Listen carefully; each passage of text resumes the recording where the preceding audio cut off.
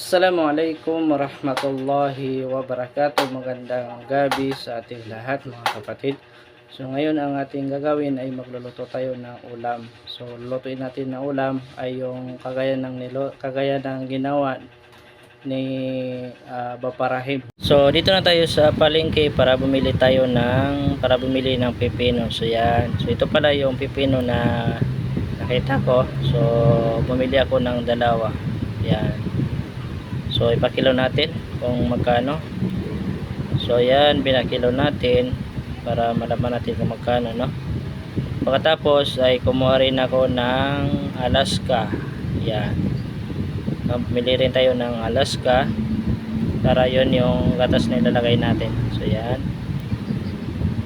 So pagkatapos ng Alaska, tapos na rin tayo bumili ng mga kamatis, saka mga lamas. So yan, so dito na tayo sa bahay mga kapatid sa Islam. So ano pa gagawin natin? Luluto na natin to para makakain na tayo. Mashallah. So napakasarap to. So nung makita ko kasi yung niluto ni Baparahim, so sabi ko napakasarap nito. Kaya try ko na rin magluto. Nung nagluto na rin tayo ng 3 itlog, no? Yan, malalaki yung itlog na niluto natin. At tapos ay hiwa-hiwain na natin yung mga lamas, yung mga sibuyas, yung kamatis, yung sili. Yan, kailangan natin sila hiwa-hiwain. So samahan niyo ako magluto.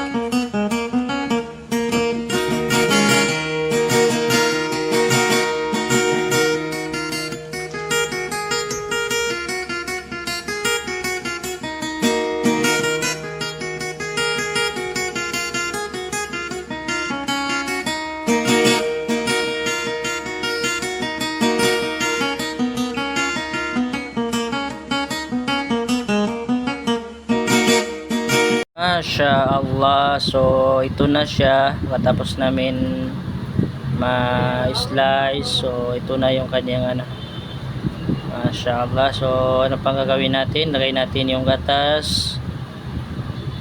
Lagay natin yung gatas, no, na Alaska. Patapos ay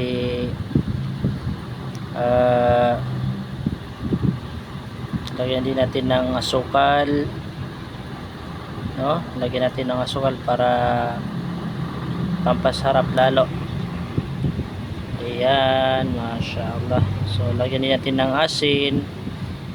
Tapos natin malagyan ng asin, mikos-mikos natin, no? Lagyan din natin ng suka na konti. Ayan, lagyan natin ng suka para mabalanse yung kanyang lasa. Masya Allah. So ihalo-halo natin, halo-haloin na natin para magka-mikos-mikos yung nilagay natin. Alhamdulillah, at natapos na. So ang ating gagawin ay titikman natin ngayon, no? So ito na siya. Ayan. So tikman natin. Kasi yung sa vlog ni Baparahim ay tinikman na yun eh. So siyempre dahil ginaya natin yan, so titikman din natin. Okay. Approve. Sarap. Maria. So ito na siya mga kapatid. Alhamdulillah, at luto na. So ano pang inaantay natin? Sabayan nyo na kami kumain. Syukran. Assalamualaikum warahmatullahi